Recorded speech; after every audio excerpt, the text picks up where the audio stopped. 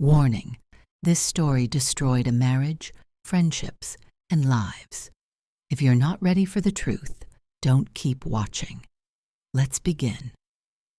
Throwaway, because obviously, I'm not here to be the villain in your replies, but I know I will be anyway. So let's get that out of the way. Yes, I cheated. No, I don't feel as bad as Reddit probably wants me to. And yes, my husband found out, but not in some dramatic rom-com way. It was dumber, much dumber. I'm 34F, married to Mark, 36M, for 8 years, together for 12, 2 kids, a mortgage, a dog that hates everyone except me. From the outside, we looked boring stable. Inside, dead quiet. Like the kind of quiet where you can hear the fridge hum and it makes you want to scream. The first signs of trouble weren't cheating related, despite what he now claims. It was just stagnation. He stopped noticing me. I stopped caring if he did. We became roommates who occasionally argued about money and whose turn it was to buy diapers. Romance died sometime around kid number 2, and neither of us bothered to hold a funeral. I know this is where people say, just communicate. We tried. Or at least I tried in the way that counts. Sighing loudly, making passive-aggressive comments, and mentally checking out. He tried in his way, saying, "We're fine," and going back to his phone. So yeah, I got attention elsewhere. I'm not proud, but I'm also not shocked. The affair didn't start with sex. It started with me feeling seen. I know cliché, sue me. It was a guy from work, of course. It's always from work. He laughed at my jokes. He asked how I was and waited for the answer. He noticed when I cut my hair. Mark didn't notice when I changed antidepressants. At first I told myself it was harmless. Emotional affair is such a dramatic phrase. We were just talking, complaining, venting, sending memes, then texting late, then deleting texts, just because Mark is paranoid. He wasn't. I was. Here's where the lying starts stacking up, because once you lie once, it's like Pringles. You don't stop. I told myself I deserved this. I told myself Mark pushed me into it. I told myself everyone cheats eventually. I told myself I'd stop before it went too far. Spoiler, I did not stop. What I didn't expect was how fast everything would unravel once the smallest thread got pulled. Not because I confessed. Don't give me that much credit. But because Mark started acting. Off. Quieter. Observant. The man who couldn't find ketchup in the fridge suddenly remembered dates, times, little inconsistencies. I noticed him noticing, and instead of stopping, I doubled down. That was my first real mistake. I'll get into how he actually found out next, because honestly, if I were him, I wouldn't have believed it either. So here's how he found out, and I swear, if someone had pitched this as a movie scene, I'd have rolled my eyes. It wasn't my phone. It wasn't a lipstick stain or a hotel receipt or me calling someone else's name in bed. It was my damn Apple Watch. I'd started wearing it again because I was pretending to care about my steps. One afternoon, I left it on the kitchen counter while showering. Mark was home early that day, unexpected event number 1, and apparently my watch decided to vibrate like it was possessed. He picked it up because, in his words, I thought it might be an emergency. Sure, whatever helps him sleep. The message preview popped up, not graphic, not explicit, just familiar, too familiar. Can't stop thinking about last night. You still owe me a smile. That's it. That was the whole grenade. When I came out of the shower, hair dripping, towel wrapped, I could tell immediately. The air felt wrong. He was sitting at the table, watch face down, like it was radioactive. He didn't yell, didn't accuse. He just asked very calmly, "Who's Jason?" I laughed, instinctively. That fake little laugh you do when you're buying time. I said, "Who?" like an idiot. like he hadn't just asked a very specific question. He repeated it, same tone. Who is Jason? I told the first lie that came to mind. A coworker. We joke around. It's nothing. He nodded, just nodded. Then he said, okay, and walked past me into the bedroom. I thought that was it. I actually felt relieved. I went to get dressed, already rehearsing how I'd frame this later if he brought it up again. That's when unexpected event number 2 happened. He logged into our phone account. I forgot he had access. I genuinely forgot. That's how comfortable I'd gotten lying. By the time I came back downstairs, he had pages printed out. Printed. Like we were in a courtroom drama. Dates, times, message counts, hundreds of texts, late nights, early mornings, gaps that lined up perfectly with girls' nights and work emergencies. Still, I didn't confess. I crossed my arms and said, "You're invading my privacy." I wish I were kidding. He looked at me then, really looked, and something in his face shifted. Not anger yet, more like disappointment settling in. That's when I knew this wasn't going to blow over. And instead of backing down, I went on the offensive. I didn't cry. That's important. I know Reddit loves tears as proof of remorse, but I went a different route. Irritation. I told him he was being dramatic. I told him texting wasn't cheating. I told him if he hadn't checked out of the marriage emotionally, maybe I wouldn't have needed someone else to talk to. I said all of this while he was still holding printed phone records, like they might burst into flames. He asked me very quietly if I'd slept with Jason. I said no. That was lie number. Honestly, I lost count by then. He didn't yell. That somehow made it worse. He just sat down, elbows on the table, staring at the papers. Then he asked follow-up questions. Calm ones. Methodical ones. When did it start? How often did we talk? Why did I delete messages? I had answers ready. Half-truths, really. We only talked when things were bad. It was just flirting. I deleted texts because I didn't want to upset him. I said his jealousy made me feel unsafe. That one was especially bold, considering he'd trusted me blindly for years. Unexpected event number 3. Our oldest kid walked in mid-argument asking for a snack. We froze. Instantly normal. Smiles snapped back on like masks. Mark handed him crackers with shaking hands. I remember thinking how unfair it was that this was happening now, like the universe had bad timing just to spite me. After the kids were distracted, Mark finally cracked. Not yelling. His voice broke instead. He said, "I feel like I don't know you." And that, weirdly, annoyed me. I told him he was overreacting. I told him marriages go through phases. I told him every long-term couple flirts outside the marriage. A little. I even said, if you had friends, you'd understand. Low blow. I knew it as soon as it left my mouth. That's when he stood up so fast his chair scraped across the floor. For the first time, I thought he might actually scream. Instead, he said, "I'm going for a drive. When I come back, I want the truth." I nodded. I agreed. I even practiced my truth while he was gone. Carefully edited, of course. Here's the thing I didn't expect. While he was out driving around having an existential crisis, Jason texted me, "Everything okay? You went quiet." And instead of blocking him, instead of doing literally anything smart, I replied. That decision set off a chain reaction I still don't fully understand. Mark was gone for almost 2 hours. I know because I kept checking the clock like it was judging me. During that time, I spiraled in a very specific way. Not guilt spiral, control spiral. I started deleting things, then panicked that deleting things would look suspicious, so I stopped. Then screenshot a few innocent-looking conversations to prove nothing physical happened. I even Googled, is emotional cheating really cheating? Like I was writing a term paper. Jason kept texting. I told him Mark was being weird and accusing me of stuff.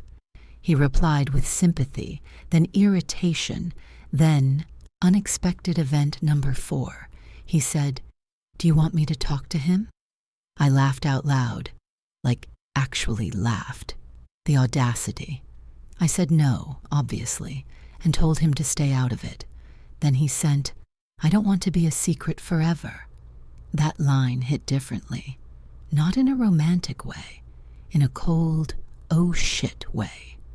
Mark came back looking wrecked, red eyes, jaw clenched.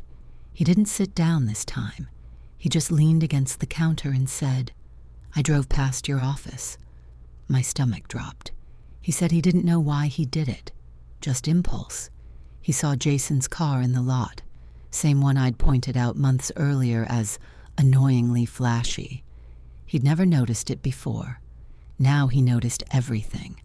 I said, "So what? He works there." Then Mark pulled out his phone. Unexpected event number 5. He'd checked my location history. I forgot that existed too. He showed me a map with neat little pins, coffee shop near Jason's place, a park I'd never mentioned, a hotel off the highway I'd sworn I'd never been to.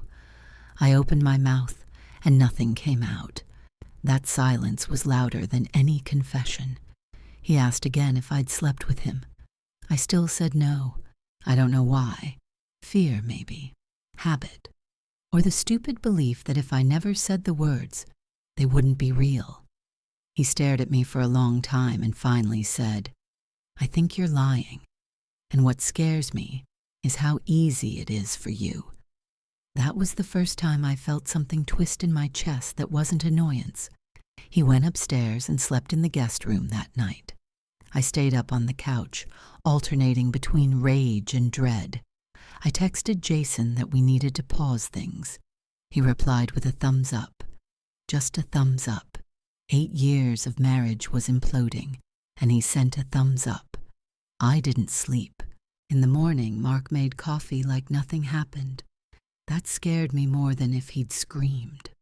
The next morning felt fake, like we were actors who forgot why the scene was tense, but knew it was important. Mark poured coffee, set a mug in front of me, asked if I wanted toast. His voice was flat, careful. I hated it. I almost preferred the accusation version of him. This one felt like someone already packing boxes in his head. I tried to act normal, too. That was my instinct. Normalize, minimize, survive. I complained about being tired. I mentioned a meeting I had later. I even joked about the dog throwing up overnight. He smiled politely, like you do at a coworker you don't trust. Unexpected event number 6. He didn't go to work. After the kids were dropped off, he sat back down across from me and said, "I took the day off. We're not doing this halfway." My stomach clenched again.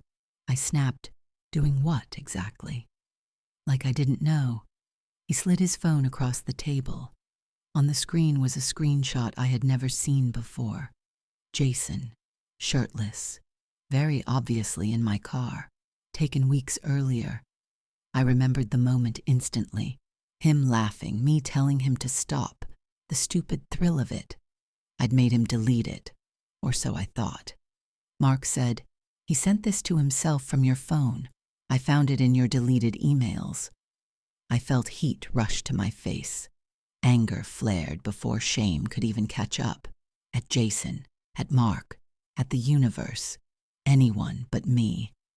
I accused Mark of digging, of violating my privacy, of setting traps. I said, "You were looking for something to justify how unhappy you are." He finally raised his voice then, not yelling but sharp. I was looking for the truth. And here's the thing I hate admitting. I still didn't fully confess. I admitted to kissing. I admitted to crossing boundaries. I said it happened once. I said it was a mistake. I said I ended it already. Every sentence was carefully shaped to give as little as possible while sounding like a lot. He listened, asked clarifying questions. I answered with rehearsed sincerity. I even teared up, Unexpected event number 7, my body betraying me with real tears at a very inconvenient time. When I finished, he said, "That's not the whole story." I said, "It is." He stood up, went to the bedroom, and came back with a suitcase. That's when it finally hit me that this wasn't just a fight anymore. This was him deciding something, and whatever he decided, I wasn't in control of it. For the first time since this all started, I felt something close to panic. He didn't pack everything. That was the cruel part. Just enough to say this is real without saying this is final. A few shirts, jeans, his laptop, toothbrush. He moved slowly, deliberately, like he didn't trust himself to rush. I followed him around the room, arms crossed, making stupid comments because silence felt like losing. "So you're just leaving?" "This is dramatic." "You're not even going to try?" He didn't respond. That made me angrier than any argument. I finally snapped, "Are you really going to blow up our family over a mistake?" He stopped and looked at me then, eyes tired, voice steady. "I'm not blowing it up. I'm stepping out of the blast radius." Unexpected event number 8. Our youngest walked in and asked if Daddy was going on a trip. Mark knelt down, hugged him longer than usual, said he'd be back soon, soon. That word hung in the air like a lie neither of us wanted to touch. When he zipped the suitcase, something in me shifted. Not remorse, fear, practical fear, the kind that calculates schedules, money, perception. I asked where he was going. "My sister's," he said. "She knows." That hit harder than I expected, not because of shame, but because it meant this was no longer contained. Someone else knew. Someone else was forming an opinion of me without hearing my version first. As soon as he left, I called Jason. I didn't even think. Muscle memory. I told him Mark knew, that he was leaving, that everything was falling apart. Jason sighed, like this was an inconvenience, and said, "Yeah, I can't be in the middle of this." I asked him what that meant. He said, "I think you should focus on your marriage." I laughed, actually laughed, loud, bitter, unhinged. I said, "You are the middle of this." He didn't argue. He just said he needed space. So within an hour, I managed to lose my husband and my affair partner. Efficiency has always been one of my strengths. That night, alone in the house, I walked room to room noticing things I'd never paid attention to before. His shoes by the door, his charger missing from the outlet. The quiet felt different now, less suffocating, more hollow. Mark didn't text. I told myself that meant he was cooling off. I also told myself I still had leverage, history, kids, time. I slept in our bed anyway. The next morning, he sent a single message. "I'm scheduling a therapy appointment. Individual, not couples. Yet. Yet." That word gave me hope. I immediately started planning how to use it. I took that "yet" and built an entire fantasy around it. In my head, therapy meant he was confused, not done. It meant he needed time, not distance. It meant I could still steer this if I said the right things in the right order. I've always been good at reading people. Mark, especially. Or so I thought. I replied immediately. Too immediately. "I think that's a good idea. I'm proud of you for taking care of yourself. Let me know if you want to talk." He didn't respond. Unexpected event number 9. His sister blocked me. I found out when I tried to send her a very calm, very reasonable message explaining that things were complicated and not as black and white as they might seem. The message didn't go through. Profile gone. I stared at my phone longer than I'd like to admit. That's when it hit me that the story was being told without me in the room. Over the next few days, Mark became a ghost with a calendar. He showed up exactly when he said he would to see the kids. Polite, distant, no small talk, no questions about me. When I tried to fill the silence, complaining about work, the kids, how stressed I was, he nodded like he was listening to a podcast he didn't choose. I tried a new tactic, accountability. I told him I was taking responsibility. I said I understood how much I'd hurt him. I said I wanted to rebuild trust. He said, "I don't think you understand what trust is right now." That stung more than I expected. Then therapy started. Not ours. His. Unexpected event number 10. After his second session, he asked for a full timeline. Not a summary. Not the edited version I'd already given him. A timeline. Dates. Locations. Frequency. Lies layered on lies. Laid out in order. I panicked. I stalled. I said I needed time to process. He said, "Take 48 hours. I spent those 48 hours doing math I never wanted to do, counting days, cross-referencing excuses, trying to remember which lies I'd told and to whom. At some point I realized something terrifying. Even I didn't fully remember the truth anymore. When I finally sent him the timeline, it still wasn't complete. I softened edges, removed a few nights, changed a couple of locations. I told myself it didn't matter. The spirit of it was honest, right? He read it. Didn't comment right away. Later that night, he texted, "I know this still isn't everything." I asked how.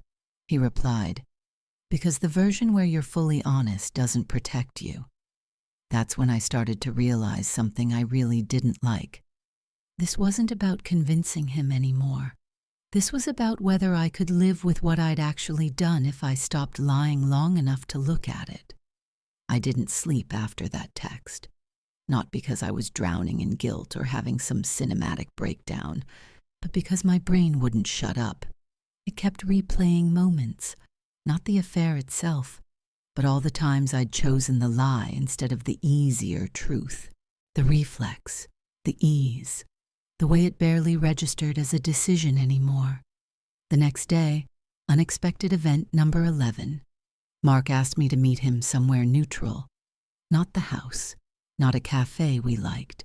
A park we'd never been to, halfway between his sister's place and ours.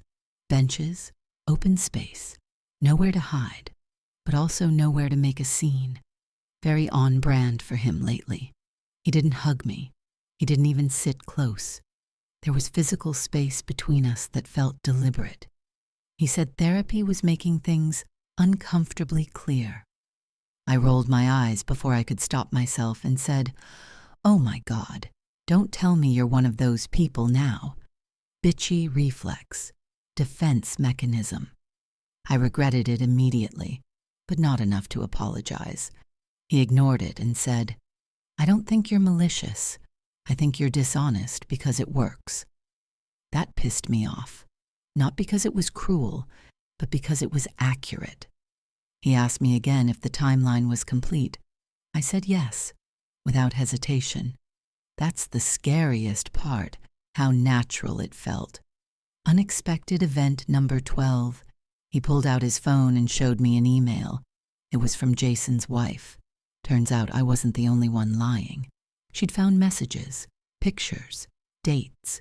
She'd reached out to Mark after putting together her own timeline, compared notes, filled in gaps I'd conveniently smoothed over. There it was. A night I swore never happened. A weekend I'd blamed on a work conference. A message I said I'd deleted before it got too flirty. Mark didn't raise his voice. He just said, "This is why I can't trust you, even now." I snapped then. Full snap. I said it wasn't fair. That Jason lied too. That his wife was probably exaggerating. That Mark was choosing to believe strangers over his own wife. He stood up and calmly said, "I believe patterns." Then he told me he'd already spoken to a lawyer. That was the moment the ground actually shifted under my feet. Up until then, everything still felt theoretical, emotional, fixable, if framed correctly. But lawyers don't live in hypotheticals. They live in outcomes. I asked if he was divorcing me. He said, "I'm protecting myself." I asked about the kids. He said, they deserve at least one honest parent. That line hurt more than anything else so far, and I hated him for it. Not because it was cruel, because I wasn't sure he was wrong. After the lawyer comment, everything got very quiet. Not awkward quiet, final quiet. We didn't argue. We didn't negotiate. He walked me back to our cars like we were co-workers leaving a meeting that went badly but professionally. I wanted to scream at him for being so calm. I wanted him to fall apart so I could feel less like the unstable one. Instead, unexpected event number 13. I cried in the parking lot. Not pretty crying, ugly, gasping, snotty crying. I told him this wasn't fair. I told him he was abandoning me. I told him he was acting like I was some kind of monster instead of a human who made mistakes. He waited. Let me finish. Then he said, I don't think you're a monster. I think you're someone who always chooses the option that hurts you later. That wasn't comforting at all.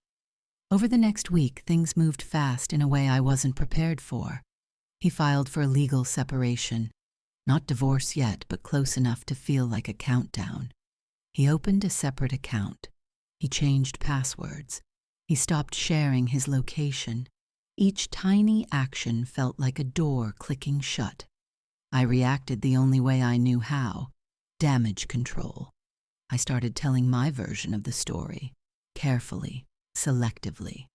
I told friends we were having issues and that Mark was emotionally distant. I implied therapy had changed him. I never outright said he was overreacting, but I let people come to that conclusion themselves. Unexpected event number 14. It backfired. Someone, still don't know who, told Mark exactly what I'd been saying, word for word. He didn't confront me about it. He just stopped responding to my non-kid-related messages entirely. No more, hope you're okay. No more, thanks for handling pickup. Just logistics. That's when the anger shifted. It stopped being loud and sharp and turned cold. I started replaying our entire relationship, rewriting it in my head where he was the flawed one all along. I told myself he drove me to cheat, that he was controlling, that he made me feel small. Some of that might even be true. But late at night, when the house was quiet and I didn't have an audience, no kids, no friends, no Jason, there was this other thought I couldn't quite silence. I hadn't just cheated on my husband. I'd cheated on the version of myself I liked better. And the worst part? I still wasn't sure I'd do anything differently if I had to live it again. By week 3, I realized something humiliating. I wasn't the one in control of the pace anymore. Mark had routines now. Boundaries. He picked up the kids on set days, dropped them off on time, didn't linger. He stopped reacting to my moods, which was honestly crueler than yelling. I'd get snippy on purpose just to see if he'd bite. He never did. Unexpected event number 15. Jason tried to come back. He texted me late one night like nothing had happened. Thinking about you. Hope you're okay. That was it. No apology. No acknowledgement of the fallout. Just vibes. A month ago, that text would have made my heart race. Now it just made me tired. I asked him if his wife knew everything. He didn't answer that question. Instead, he said, I miss what we had. That pissed me off in a way Mark never had. What we had? We had secrecy and adrenaline and mutual selfishness. We had lies that lined up conveniently until they didn't. I told him not to contact me again. I wish I could say that was a growth moment. It wasn't. It was spite. If my life was collapsing, I wasn't going to let him float away untouched. A few days later, Mark told me he wanted to start couples therapy, not to reconcile, but to end things cleanly. That phrase wrecked me. I asked him what that meant. He said it meant understanding how we got here, setting co-parenting boundaries, and making sure we didn't poison each other out of bitterness. He said he didn't want to hate me. I laughed. I said, "Too late." He looked at me and said, "No, I'm choosing not to." That's when it finally hit me. He was moving forward, not away. And I was still standing in the wreckage trying to decide which pieces of myself were worth saving. Part of me wanted to beg. Part of me wanted to burn everything down. Part of me wanted to rewrite the story one last time so I could walk away as the misunderstood wife instead of the dishonest one. Therapy was scheduled for the following week. I told myself I'd finally be honest there. I also told myself a lot of things by then. Couples therapy felt like walking into court without a lawyer. Neutral office, neutral couch, neutral woman with a clipboard who smiled like she'd seen worse, which, statistically, she had. Mark sat at the far end of the couch. I noticed. I always notice. The therapist asked why we were there. Mark answered first. Calm, clear. He said he wanted help ending the marriage without turning it into a war. He said he wanted to understand what happened so he didn't carry it into the rest of his life. He didn't insult me once. So of course I felt attacked. When it was my turn, I did what I do best. I reframed. I talked about loneliness, about postpartum depression, about feeling invisible. I admitted to seeking validation but avoided words like affair and cheating as long as I could. I even apologized, softly, carefully, like I was handling something fragile that might break if I squeezed too hard. The therapist asked a simple question. Do you feel remorse? I said yes, immediately, too quickly. Mark glanced at me, just for a second. She followed up. Or do you feel regret? I froze. Unexpected event number 16. I didn't know the answer. Regret? Yes. I regretted the consequences, the stress, the logistics, the way people looked at me now. But remorse? That heavy, selfless thing that centers the hurt you caused instead of the pain you're in? I didn't have a clean grip on that. I stumbled, gave a vague answer about both. The therapist didn't push. She just nodded and wrote something down. That somehow felt worse. After the session, Mark said he felt lighter, that therapy confirmed what he already knew, that he wasn't crazy, that his instincts were right. I snapped and said, "So I'm just your cautionary tale now?" He shook his head. "You're the person who showed me what I won't tolerate." That night, I poured a glass of wine and sat alone at the kitchen table, scrolling through old photos, vacations, birthdays, random Tuesdays where we looked fine, happy enough. I tried to pinpoint the moment where everything broke. There wasn't one.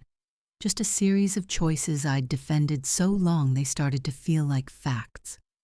For the first time, I wondered, not in a dramatic way, just quietly, who I'd be if lying stopped being my default. And I hated that I didn't have an answer. After therapy, something shifted, not between us, but inside me. And no, not in a redemptive self-help book way. It was more like resignation mixed with irritation. The kind that settles in when you realize the fight is over and you lost without a big, satisfying explosion. Mark stopped correcting me when I lied. That was unexpected event number 17, and it messed with me more than anything else. If I exaggerated something about the kids, he didn't challenge it. If I rewrote a memory from our marriage, he didn't argue. He just let it sit there, false and unexamined. Like a used tissue no one wanted to touch. It made me feel ridiculous, like lying to an empty room. We had another therapy session. This one focused on narratives. The therapist asked us to describe the marriage in one sentence. Mark said, "I thought I was building a life with someone who was honest with me." I said, "I felt like I was disappearing." Both true, both incomplete. The therapist asked if I could acknowledge the harm I caused without explaining it. I opened my mouth and immediately started explaining it. Stress, hormones, loneliness, feeling unappreciated. I heard myself doing it and couldn't stop. The therapist gently cut in and said, "Notice how fast you move away from responsibility." I bristled. "I am taking responsibility." She said, "You're taking control of the narrative. That's different." Mark didn't look at me. He was staring at the floor, jaw tight. I realized then that these sessions weren't about closure for him anymore. They were confirmation. Later that week, he told me he was ready to file for divorce. Not angrily, not dramatically. Like he was telling me he'd scheduled a dentist appointment.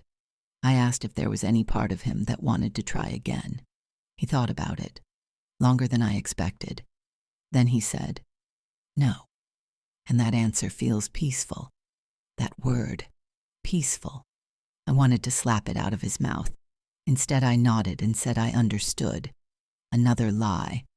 But this one was almost aspirational. Like maybe if I said it enough times, I'd catch up to it. That night, I slept better than I had in weeks, and that scared me.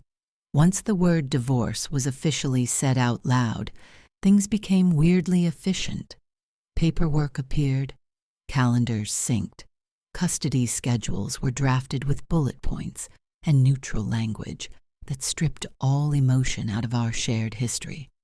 We stopped talking about us entirely.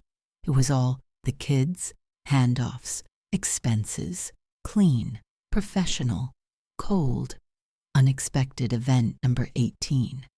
People started treating me differently, not dramatically, no confrontations, just subtle shifts, longer pauses before replies, less eye contact, invitations that quietly stopped coming.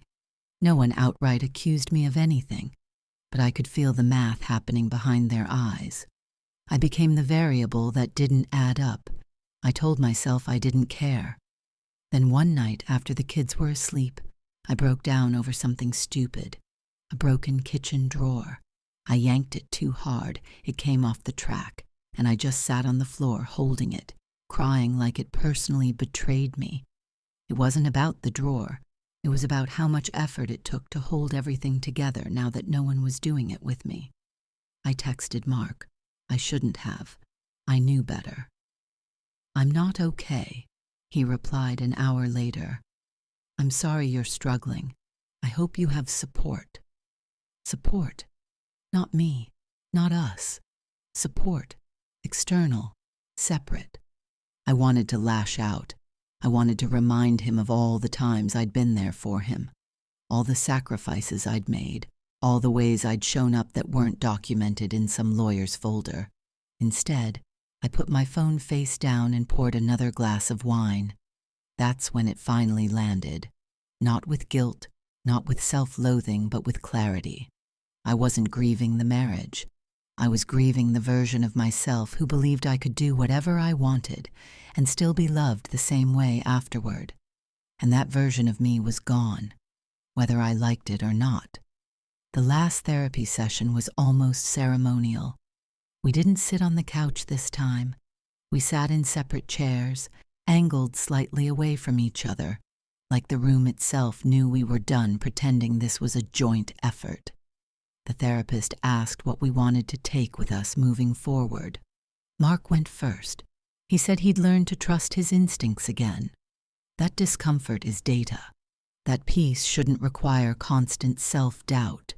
He said he was working on not confusing loyalty with self-erasure. I hated how composed he sounded, how evolved. When it was my turn, I stalled. I joked. I said something flippant about learning boundaries. The therapist waited, didn't rescue me. So I told the closest thing to the truth I could handle, that I learned lying works until it doesn't, and when it stops working, it takes everything with it.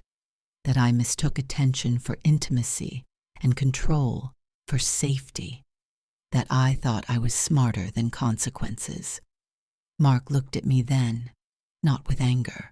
Not even sadness, just recognition, like he was finally seeing me clearly without the hope filter.